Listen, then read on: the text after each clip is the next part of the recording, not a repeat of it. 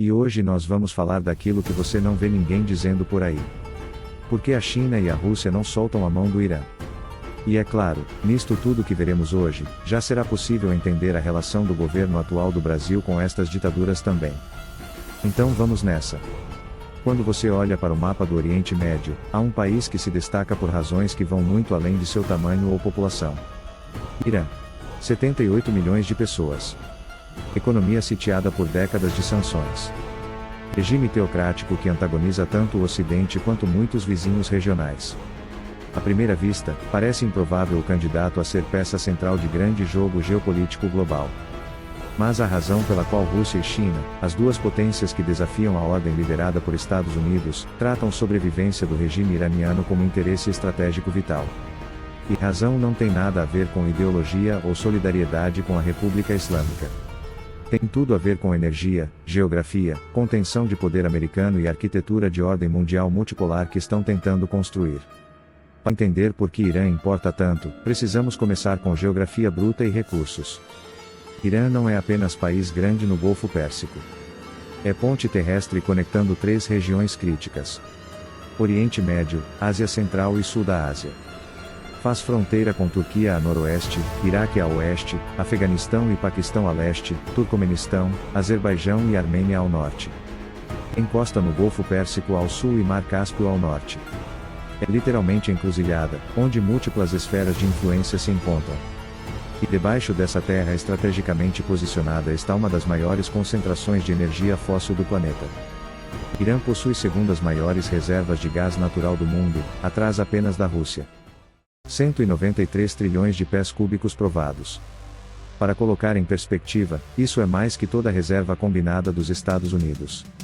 E tem 9% das reservas globais comprovadas de petróleo. 158 bilhões de barris, quarta maior nacionalmente depois de Venezuela, Arábia Saudita e Canadá. Mas aqui está o que torna isso geopoliticamente explosivo. Essas reservas estão em grande parte subdesenvolvidas por causa de décadas de sanções, desinvestimento estrangeiro e isolamento tecnológico. Indústria de energia iraniana opera com equipamento obsoleto. Técnicas de extração de décadas atrás. Infraestrutura deteriorando. Com tecnologia moderna ocidental e investimento massivo de empresas internacionais de energia, produção iraniana poderia ser dramaticamente expandida em poucos anos. E geograficamente, Irã está perfeitamente posicionado para fornecer gás natural para a Europa através de múltiplas rotas potenciais. Pipeline através de Turquia, conectando a redes europeias. Pipeline através de Cáucaso. Até rotas através de Iraque e Síria para o Mediterrâneo. Essas rotas foram propostas múltiplas vezes. E toda vez foram bloqueadas por combinação de sanções, instabilidade regional e falta de vontade política porque abririam competição direta com o fornecedor dominante atual de gás para a Europa. Rússia. E aqui chegamos ao primeiro pilar de por que Rússia não pode permitir que Irã caia sob influência ocidental. Energia é a arma geopolítica primária de Moscou. Durante décadas, especialmente após o colapso da União Soviética, quando o poder militar russo declinou dramaticamente, energia se tornou substituto para a projeção de poder. Europa ficou crescentemente dependente de gás russo. 40% do gás natural europeu vinha da Rússia antes da invasão da Ucrânia. Para alguns países como a Alemanha e países da Europa Oriental, a proporção era ainda maior, acima de 60%. Essa dependência deu a Moscou leveragem política massiva. Quando a Ucrânia se alinhava demais com o Ocidente, Rússia podia cortar gás no inverno, criando crise humanitária e econômica. Quando países bálticos criticavam política russa, a ameaça implícita de cortes de energia pairava ao fundo. Era poder sem disparar tiro. E funcionou magnificamente por 20 anos, enriquecendo Rússia e dando a Putin ferramenta de pressão que compensava parcialmente fraqueza militar e econômica relativa. Mas se Irã fosse integrado a mercados globais de energia sob regime amigável ao Ocidente, a equação mudaria fundamentalmente. De repente, Europa teria a alternativa real e grande a gás russo. Pipelines iranianos poderiam fornecer volumes comparáveis. Preços cairiam através de competição. E mais importante, leveragem, ou nível político de Moscou evaporaria. Europa não precisaria mais tolerar o comportamento russo por medo de congelar no inverno. Poderia simplesmente comprar de Teherã pró-ocidental. E, historicamente, propostas de pipelines iranianos para a Europa sempre foram vetadas ou sabotadas quando ganhavam tração séria. Pipeline Nabucco, que teria trazido gás do Cáspio e potencialmente Irã para a Europa através de Turquia, foi proposto nos anos 2000, apoiado por União Europeia. Tecnicamente viável. Mas nunca foi construído porque Rússia fez tudo possível para bloquear, oferecendo alternativas como South Stream e porque Irã, sob sanções, não podia participar. O projeto morreu. Então, para a Rússia, Irã hostil ao Ocidente e isolado por sanções é muito mais valioso que Irã integrado e amigável. Irã atual não compete com gás russo. Irã pró-ocidental destruiria modelo de negócio e poder geopolítico russo. É interesse existencial manter status quo. E é por isso que Rússia vendeu sistemas de defesa aérea, avançados S-300, para Irã. Por isso que compartilha inteligência. Por isso que protege Irã em Conselho de Segurança da ONU, vetando sanções mais severas. Não é amor por ayatolás. É proteção de monopólio energético. Para a China, cálculo é diferente, mas igualmente vital. China não compete com Irã em energia. China é importador massivo, segundo maior consumidor de petróleo do mundo depois dos Estados Unidos, consumindo mais de 14 milhões de barris por dia. E diferente de Estados Unidos, que tem produção doméstica significativa, China importa 70% de seu petróleo. É vulnerabilidade estratégica enorme. Toda a economia chinesa, crescimento que tirou 800 milhões de pobreza, industrialização que tornou China a fábrica do mundo mas com mão de obra barata, quase escrava, depende de fluxo ininterrupto de energia importada. E geograficamente, quase todo o petróleo importado pela China viaja por uma única rota. Estreito de Malaca. Pequena passagem de água entre Malásia e Indonésia. Apenas 2,8 km de largura no ponto mais estreito. E completamente dominada por Marinha Americana e aliados. Singapura, aliado americano, controla acesso sul. Bases americanas em Filipinas, Japão, Guam, todas posicionadas para bloquear ou monitorar tráfego.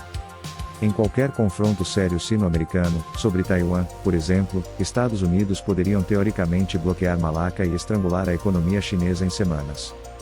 China está desesperadamente consciente dessa vulnerabilidade. Chamam de dilema de Malaca em documentos estratégicos. E resposta? Tem sido diversificar rotas de energia, construir pipelines terrestres que contornam oceanos controlados por Marinha Americana. Pipeline da Sibéria russa, trazendo petróleo e gás diretamente para a China através de fronteira terrestre. Pipeline do Cazaquistão. E, crucialmente, Irã. Irã oferece à China o que poucos outros países podem. Rota terrestre alternativa para a energia do Oriente Médio que não depende de Estreito de Malaca. Petróleo e gás iraniano podem fluir para a China através de pipeline através de Paquistão, parte do corredor econômico China-Paquistão que é componente central da Belt and Road Initiative, ou potencialmente através de Ásia Central conectando a rede de pipelines chineses na região. Essas rotas não são tão grandes quanto Malaca em volume atual. Mas são backup estratégico. São seguro contra estrangulamento naval americano. Em 2021, China e Irã assinaram um acordo de cooperação estratégica de 25 anos avaliado em 400 bilhões de dólares. Detalhes são parcialmente secretos, mas incluem investimento chinês massivo em infraestrutura iraniana. Portos, ferrovias, refinarias, telecomunicações. Em troca, China recebe acesso garantido de longo prazo a petróleo e gás iraniano a preços com desconto. É essencialmente compra de segurança energética de longo prazo. E só funciona enquanto o regime iraniano atual, disposto a aceitar termos chineses porque desesperado por investimentos sob sanções ocidentais, permanece no poder. O regime pró-ocidental no Irã mudaria cálculo completamente. Primeiro, cancelaria acordos desfavoráveis assinados com China por desespero e renegociaria em termos de mercado. Segundo, priorizaria vendas para a Europa e aliados ocidentais a preços premium em vez de China a desconto. Terceiro, integraria a infraestrutura de energia iraniana a redes ocidentais e não chinesas. China perderia backup estratégico crucial e seria forçada de volta à dependência quase total de rotas marítimas vulneráveis. Então, energia é pilar 1. Rússia protege monopólio, China protege diversificação de fontes, mas a segunda dimensão igualmente crítica. Belt and Road e conectividade estratégica. Belt and Road. Iniciativa de China é frequentemente descrita como novo Plano Marshall. Trilhões em investimento em infraestrutura conectando Ásia, África e Europa. Mas reduzir a infraestrutura é erro. Belt and Road é estratégia geopolítica de longo prazo para criar rede de dependência econômica centrada em China. Lógica é elegante. China financia e constrói portos, ferrovias, estradas, cabos de telecomunicações em dezenas de países. Inicialmente, países recipientes ficam felizes. Recebem infraestrutura moderna que não podiam pagar sozinhos. Mas financiamento vem como empréstimos chineses, não grandes. E contratos tipicamente especificam que empresas chinesas fazem construção, trazendo trabalhadores chineses. Tecnologia é chinesa.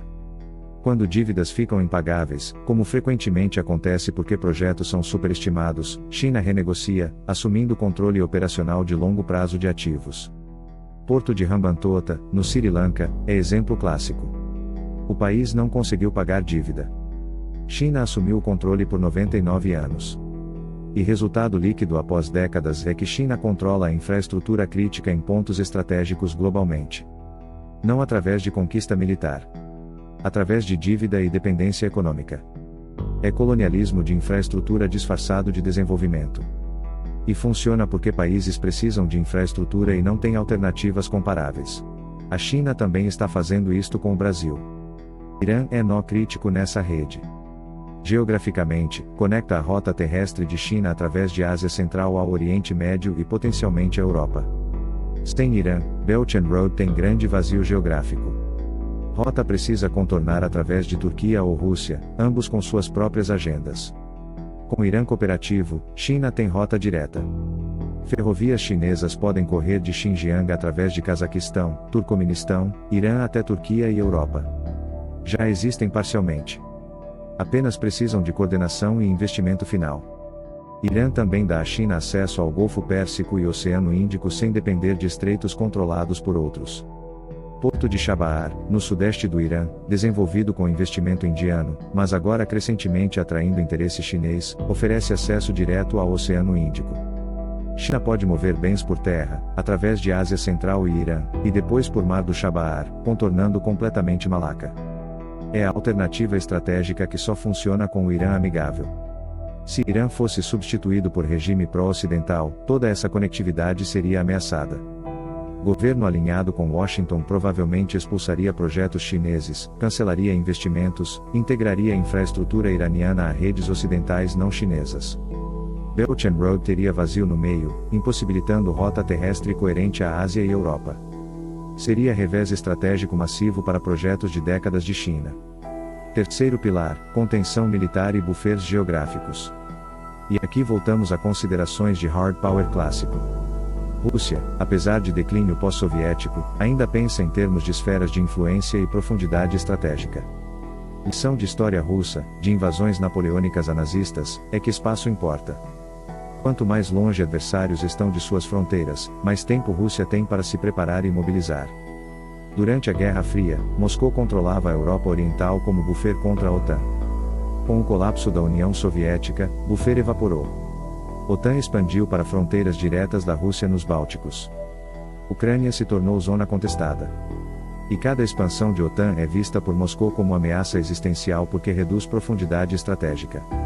Ao sul, Rússia sempre tentou manter influência no Cáucaso e Ásia Central como buffer contra a penetração de potências externas. Mas região é instável, cheia de rivalidades étnicas, governos fracos.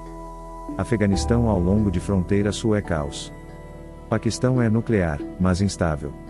A única força estável, previsível, anti-ocidental na região sul é Irã. Irã pró-russo, ou pelo menos não alinhado com o Ocidente, cria buffer no sul. Previne que forças americanas ou OTAN tenham acesso fácil à Ásia Central, onde Rússia ainda tem aliados como Cazaquistão, Turcomenistão, Tadiquistão. Se Irã fosse aliado americano, bases americanas poderiam ser posicionadas ao longo de fronteira norte do Irã, ameaçando o flanco sul de Rússia e Ásia Central simultaneamente.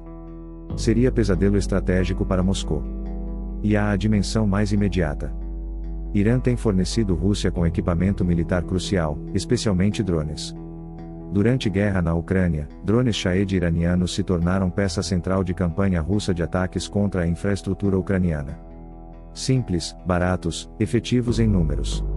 Rússia produziu milhares sob licença iraniana ou importou diretamente. Sem fornecimento iraniano, capacidade russa de sustentar campanha de drones seria significativamente reduzida. Irã é fornecedor de armamentos que não está sob sanções ocidentais e disposto a vender para Moscou o que precisa. Para a China, cálculo militar é menos imediato, mas ainda significativo.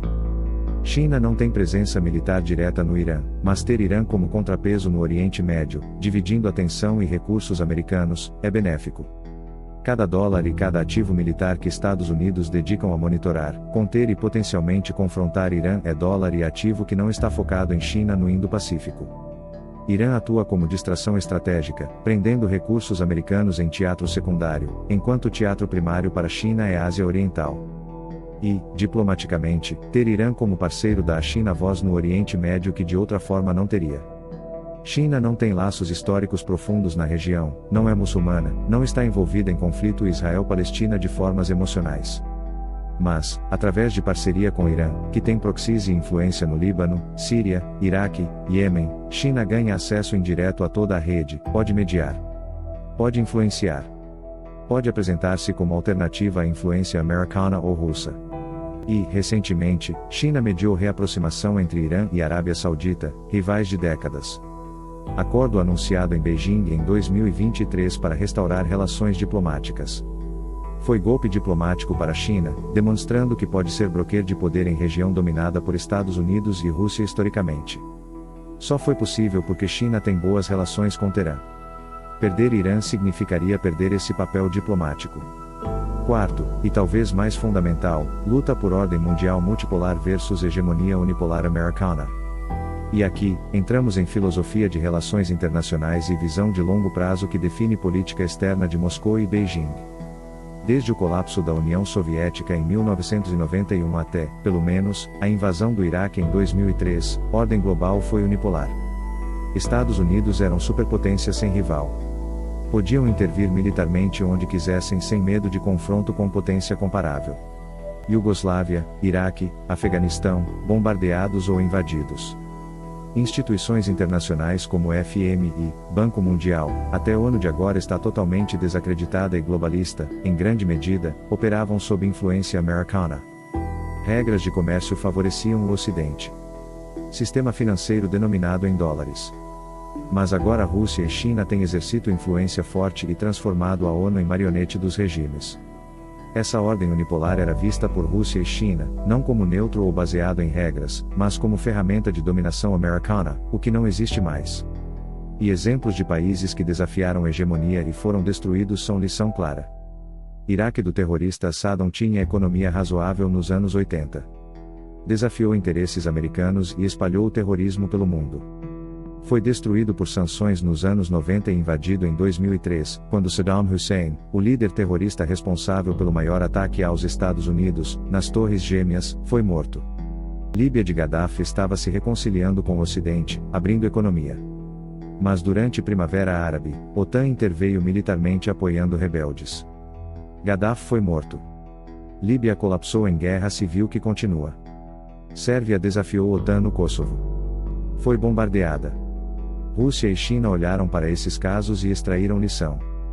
Então, única forma de sobreviver dos regimes autoritários é ter força para resistir, ou fazer parte de coalizão forte o suficiente para impor custos que tornam a intervenção americana proibitiva.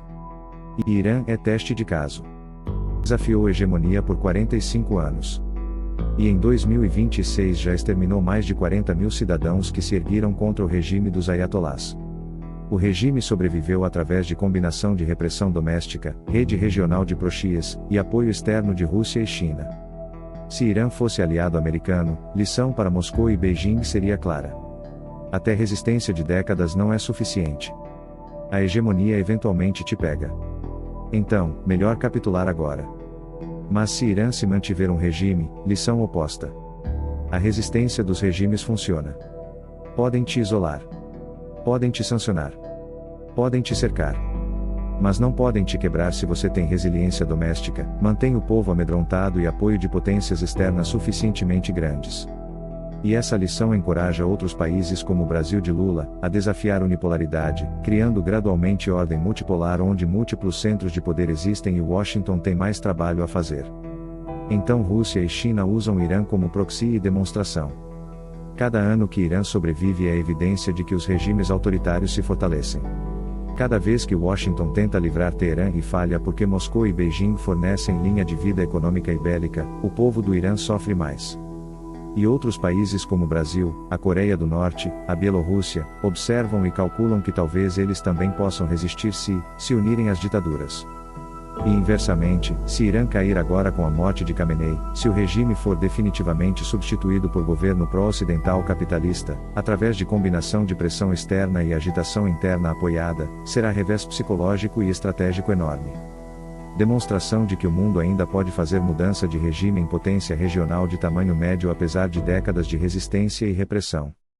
Incentivaria Washington a tentar mesmo em Rússia e China eventualmente, através de apoio a dissidentes, pressão econômica, isolamento. Não é paranoia. É observação de padrões históricos. Então Moscou e Beijing tratam sobrevivência de regime iraniano como peça em jogo muito maior que Irã em si. É sobre precedente. É sobre demonstrar que mundo multipolar onde potências regionais podem desafiar Washington sem ser destruídas é viável e está emergindo. E resultado prático de tudo isso é que Irã tem dois protetores poderosos que não vão permitir que caia facilmente. Quando Estados Unidos tentam sanções máximas, China compra petróleo iraniano ignorando sanções secundárias. Quando Israel ou Estados Unidos consideram strike militar em instalações nucleares, Rússia fornece sistemas de defesa aérea que tornam o ataque muito mais caro e arriscado. Quando a tentativa de resolução em ONU autorizando ação contra Irã, Rússia e China vetam. E essa proteção não é altruística. É profundamente autointeressada. Mas é proteção real que torna a mudança de regime no Irã por meios externos extremamente difícil. Não impossível. Mas exigiria a confrontação com Moscou e Beijing que Washington não está disposta a arriscar sobre Irã. Porque para Estados Unidos, Irã é importante, mas não vital. É problema regional, não ameaça existencial. Mas para Rússia e China, pelas razões que detalhamos, Irã é peça vital em quebra-cabeças estratégicos muito maiores. E diferença em nível de interesse significa que Moscou e Beijing estão dispostas a correr riscos e pagar custos que Washington não está. Isso não significa que Irã é invencível ou que regime vai durar para sempre. Pressões internas, deterioração econômica, protestos recorrentes, todos são reais e podem eventualmente quebrar sistema. Mas mudança teria que vir de dentro, de revolta popular genuína que guarda revolucionária não consegue suprimir. Mudança imposta de fora, por intervenção militar americana ou israelense ou por estrangulamento econômico completo, é bloqueada por Rússia e China. E enquanto a ordem global permanecer em transição de unipolar para multipolar, enquanto Washington, Moscou e Beijing estiverem em competição estratégica, Irã continuará sendo protegido. Não porque ayatollahs são amados no Kremlin ou China, mas porque Irã independente e anti-ocidental servem objetivos estratégicos fundamentais de ambas potências. E esses objetivos, energia russa, segurança energética chinesa, Belt and Road, contenção militar, precedente multipolar, são permanentes. Não mudam com lideranças individuais, são interesses estruturais de longo prazo. O mapa explica tudo. Irã está onde Rússia, China e Ocidente se encontram. Controlar ou influenciar Irã é controlar rotas de energia, rotas de comércio, acesso a regiões críticas. E batalha por essa influência vai continuar enquanto a ordem global estiver sendo contestada. Irã não é fim em si, é campo de batalha em guerra maior. E Moscou e Beijing não vão permitir que Washington vença esse campo porque sabem que próximo campo seria muito mais perto de suas próprias fronteiras. Talvez Ásia Central. Talvez Ucrânia. Talvez Taiwan. Então seguram linha no Irã. Não por amor, mas por necessidade estratégica, fria e calculada. Manda este vídeo para quem precisa entender que no mundo tudo é sobre dinheiro.